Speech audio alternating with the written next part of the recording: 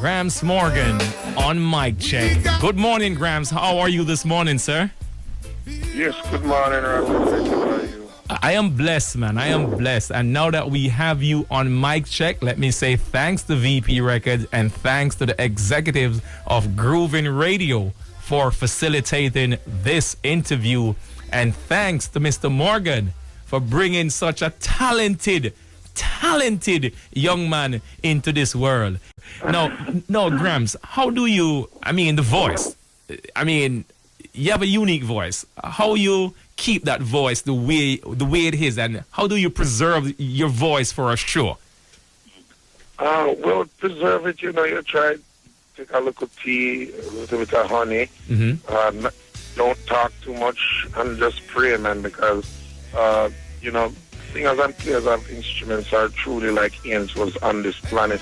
That it's a gift from God. It's not, it's not something you just learn. Mm-hmm. Talent can be learned on a certain level, but, I always pray and ask for the anointing and a divine gift that this voice may be preserved and do healing and do God's work through the powers of music, Wow. Let's take you back to the first album. This one is called Hold On. Hang on, Anthony. It is called Hold On. From Two Sides of My Heart, Gramps Morgan. Wow. Go ahead now, Anthony. Yeah. What I was going to ask, Gramps, you talk about the voice, but when you talk about the voice, there's a comparison to Peter Tosh, one of the reggae greats from years way back when. Gramps, how it feels to be compared to, having that unique voice, the Peter Tosh voice, the warrior, the singer Peter Tosh. Well, it's truly an honor, to be compared to a legend that has done so much work in the music. I still have a lot of work left, I'm still young. But when the comparison was starting to be made, it was like, wow. And then I realized it's when I sing in patois, you really get that that kind of sound, Uh-huh. Like, when I sing in English, they say I sound like Michael McDonald or James Ingram or. Mm-hmm. But I remember years ago, my brother Peter was the first one that discovered that, my voice had similarities to Peter Tosh. We was in the house one day and he was playing a song.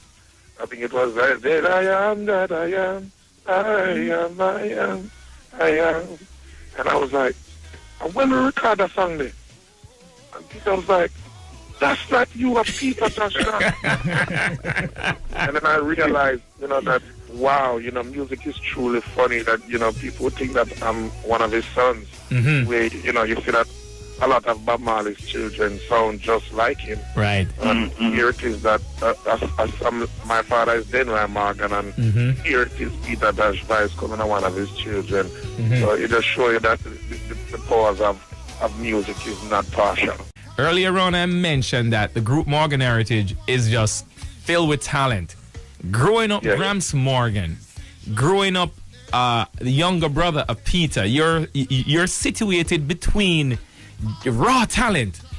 At yes. the bottom, you have Mojo. As a matter of fact, there's a younger brother too, Laza Morgan. Yes. What was it like for Gramps Morgan to sit between such talent? It was a blessing. I continue to tell the world about my brother Peter.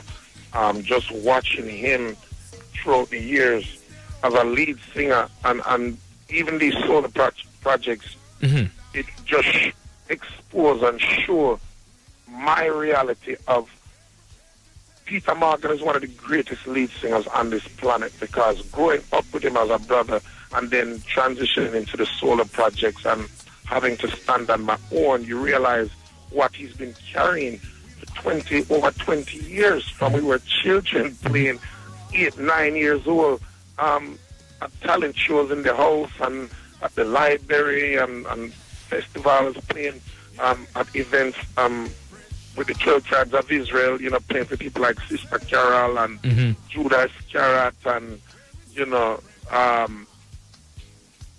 Freddie McGregor sometimes.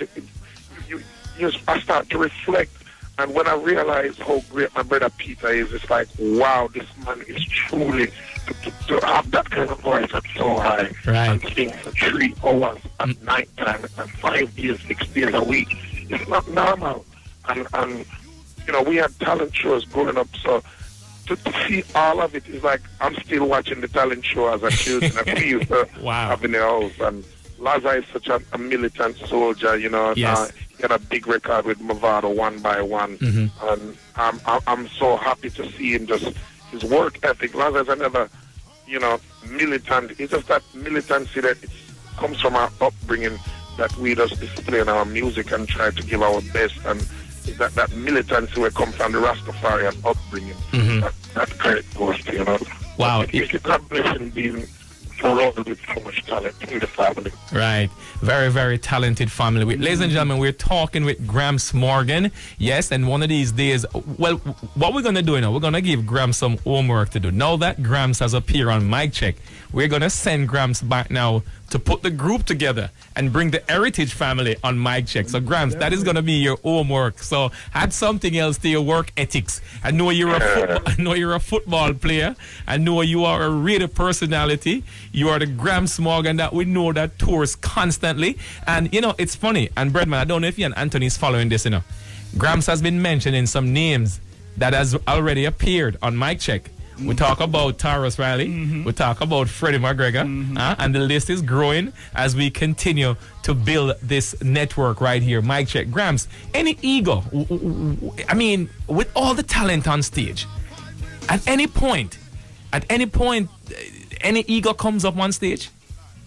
Well, only when Mojo drinks out the juice out of the dressing room.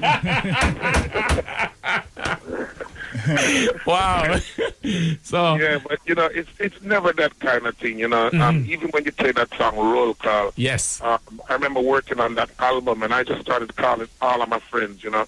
That song, if you listen, this song is a roots reggae song. That song was written by Shaggy and Rick Rock. Wow. Who sang It Wasn't Me, and Rick It Wasn't Me, and sang the song with Shaggy. So it just goes to show you, we as Jamaicans and Caribbean people, the diversity of what we can do, because if someone heard that song, they would never know Shaggy write those kind of lyrics. Wow. Breadman, you have a question? Yeah, I had a question, but you kind of touched on something. I was just saying, when I first seen Gramps Morgan, he looked like he was security for Morgan Heritage. And I'm wondering, this man looked like, I know you're a wonderful singer, but you look like you would be a good football player, American football player. He is a football player. You just mentioned it. He is. Could you elaborate on that? Tell me, let me know about this football career. Well, during high school, I was a very, very good football player. A lot of people didn't know, but it came to a point where I had to make a decision to reach towards my dreams. And of course, music was, you know, from I was 2 years old, I was messing around with the piano and decided that, you know, I want to be like daddy, because, of course, you know, your parents are children's first role model. And if a parent does their job, they can guide their children towards their dreams and not force them, but guide them towards their dream. And at a point when I got to high school, I was going to the bathroom and this football coach passed me and said, "Hey, son, you ever played football before?" I said, "Yeah, man. All the time we played in Jamaica," which, you know, Americans call football something different than we call soccer. And I went on the field, and when I reached on the field, I see some man with some helmet and push me up on the grass. I mean, I wanted to get myself in it. And then said, "Just watch the game, son, watch the game." And 2 days later, he put some pads in me and put me in a thing called the bull ring, and it was a problem. It just turned me to a monster. So I ended up getting offers for scholarships from the University of Miami Hurricanes. Wow. Massachusetts, Georgia Tech, and instead I went to Jamaica Reggae Suns Fest 1992 and got a record deal. Oh, really? Then, yeah. So that's when Morgan Heritage had signed with MCA. Wow. And then after that, it came a point where I was working on my solo project, and I made a lot of friends in the NFL within the Polynesian nationality. So there's a lot of Polynesians that play in the NFL. And I was at one of his houses, and I was doing his birthday party. He played for the Cincinnati Bengals. And he was like, "Why are you not playing football, man?" I said, "Because I'm singing. That's why I'm here singing at your party." And he said, well, you can play semi-pro, you know, even part-time. You have that freedom where you can play when you're available. I said, wow. And he said, look on the internet and find one in your area. And I looked for a team in Atlanta, and I found 2 teams. One was the North Georgia Bulldogs, and one was called the Gladiators. And I saw the Gladiators, and I just hear something out of the Bible. And I said, if I'm going to play, I'm going to play as a gladiator. Wow. And I went and tried out for the team. One of the biggest problems was the helmet was too small for my head. But I will send you a picture. I will release some footage of me playing football with all of them. Wow. They end up calling me the Predator. And once I put on that football helmet again and that uniform and pads, it was like another monster unleashed. And wow. The football coach looked at me and said, son, truly, you missed your call. Oh, boy. Because him don't know, so you have a Mr. Beat. And Gramps, you're going to tell us in 60 seconds, man, the importance of prayers, and it keep us going every day. The floor is open, Gramps. Go ahead. We say the Lord is our light and our salvation, of whom shall we fear? The Lord is the strength of our life, of whom shall we be afraid? And with the Lord, we say that, you know, with the Lord in your life, anything is possible. When I'm touring with India, I tell them I even pray before I make love. So that's how serious we take prayer. Tell us about this new project, Gramps Morgan. Well, it's the latest album that I released as a solo artist. Called Reggae Music Lives, just making a statement that reggae music is alive and well. You know, it's at a better place than it has ever been in the history of reggae music, because a lot of people are like, you know, reggae is gone and reggae is not playing, and you know, you have so many young artists coming up today, you know, like Ibaka, Pyramid, you know, you have the Taurus Riley, you have, you know, the Chronics, which I'm so proud of, you know, as a young youth I'm descendant of the 12th tribe of Israel, and his father was in a group called the Chronicles. I'm really proud of that. He's a truly talented artist, DJ and sing. So reggae music is at a great place. So that's why I made that statement. And you know, it features 13 songs, many different producers. Of course, I'm the predominant producer on the album, and as well as the only feature on this album is India again on a song called "Want to Charge Me," where she's singing in Patois. And we found it quite funny that, you know, the last time we sang a little R&B kind of vibe, and I said, "Why you singing a Jamaican, my native language? Why you singing a Patois?" And she challenged herself and write down the lyrics in a Patois. Babylon want to charge me. I'm see her write down for the iPad. I just laugh and say, boy. I will find that one next, Gramps. But I want to get as much out of this interview as possible. Let's take one quick phone call. Caller, good morning. How you doing this morning? Say good morning to Gramps. Good morning. Am I on? Yes, you're on. Greetings, Gramps, and greetings to you brothers on the program there. Greetings. Yes, my brother. I'm an elder, and I've been following your music, the father's music and your music, and I have no doubt in my mind that you are tops. All right? But my issue is the economics of the music. I have oftentimes wondered if reggae artists are good business people, good money management people. I always wondered, why is it I don't see more artists coming together and collaborating together, just as how they collaborate musically, but to collaborate economically. And in our little island that we come from, we see where the resources, the money in Jamaica is concentrated in a few hands. Right. And I always wonder why the reggae artists cannot, after singing all those great lyrics about the issues that confront us in our little island, how they can come together and use the resources that they have acquired to hold on to create industries, create business, that we can look up to them also financially and see that they are using that money to kind of help to level the playing field a little bit, because we can't just let the people who have been controlling the wealth over all these centuries The voice is still in your hands. And even though we know we can't compare our money to what they have, but for what the artists have acquired, I expect to see more of them coming together and collaborating economically. What do you think about that? Go ahead, Gramps. Well, it's a great point you bring up, but unfortunately, what a lot of these artists have coming from poverty, the first thing they want to do is to floss. It's unfortunate, but it's not only a Jamaican problem. There's also artists in the United States that have that problem all over the world. It's just that we need good money management, and we need people along on team that can guide us. That's why I have to big up a man like Robert Livingston. You know, that has always been there to guide his artist Shaggy and put him along in the way to show proper investments, to show them, you know, money management. One of the biggest things that a lot of Jamaican artists don't have. First thing a man want to do is buy the most expensive car. And I've been to cities like in Nashville and seen multi-million-dollar country artists making 100 times the amount of money than reggae artists and dancehall artists. These guys are driving an F-150 or a Chevy Tahoe. And, you know, the first thing we want is a Range Rover or a Benz.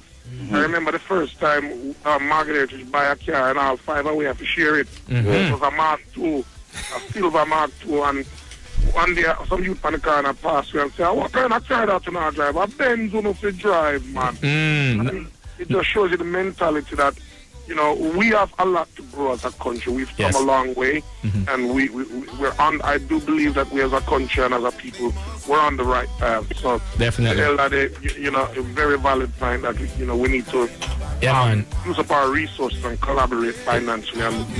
Definitely. So Elder, we take that one well, and we hope you got an answer that you're expecting from Gramps Morgan. And as we move it along, so Brother Ozzy, we say thanks, sir. Yes, sir, Bridget. One love. Give thanks.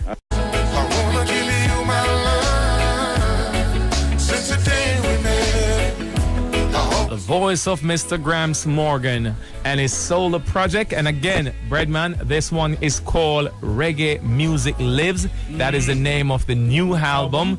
And ladies and gentlemen, we are saying go out and get this album, support this album, support Gramps Morgan as you usually support Morgan Heritage. Anthony, any final question before we put a wrap on Mic Check this morning? Yeah, the last thing I wanted to ask Gramps, I mean, we've heard from his father, Denroy Morgan, we've heard from the entire Morgan Heritage clan, and there's a new Morgan on the horizon, the new generation. Gramps, just tell us a little bit about your son, Jeremy, and some of the other younger Morgan Heritage that are coming up. Well, Jamiri Morgan. Jamiri is my son. Another youth has been saved from the streets and been put on the path to do positive things. And he's choosing music. And I do believe that he's going to be something else. He's 18 years old. He's already asking me for a car. And I'm like, Virgin, sing some tune first. You know?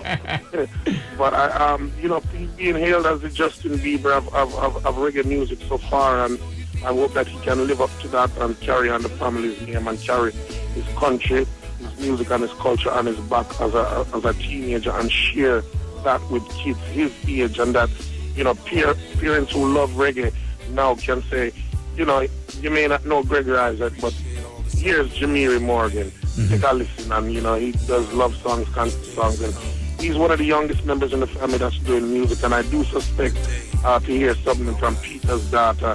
She's truly an amazing singer already, but she's kind of just finishing up college, and, you know, we're proud of her that she chose to finish her education first.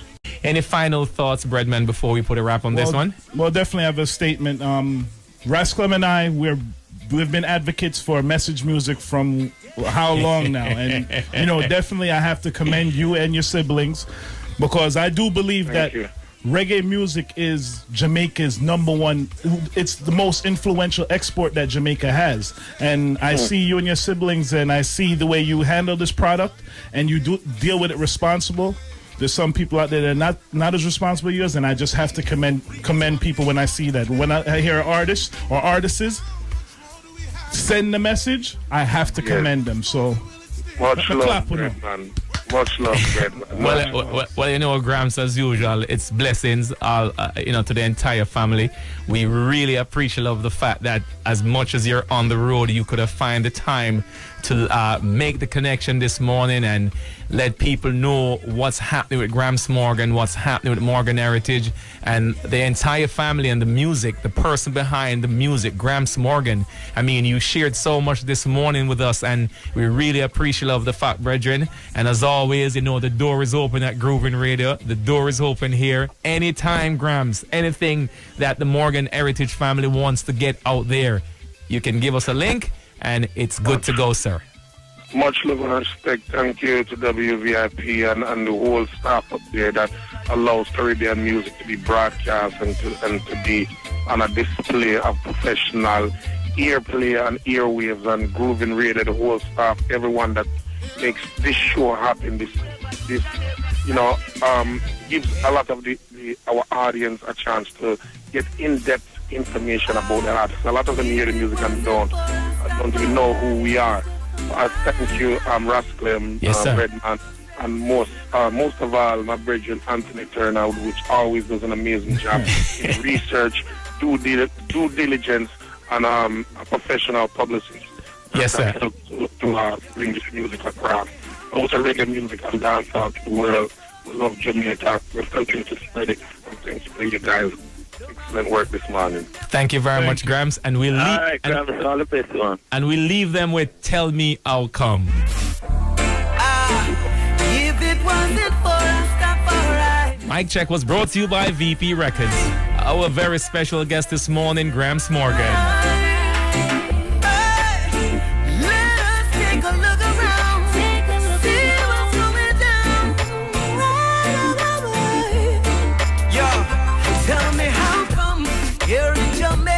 Breadman, make myself your life is not a dead man.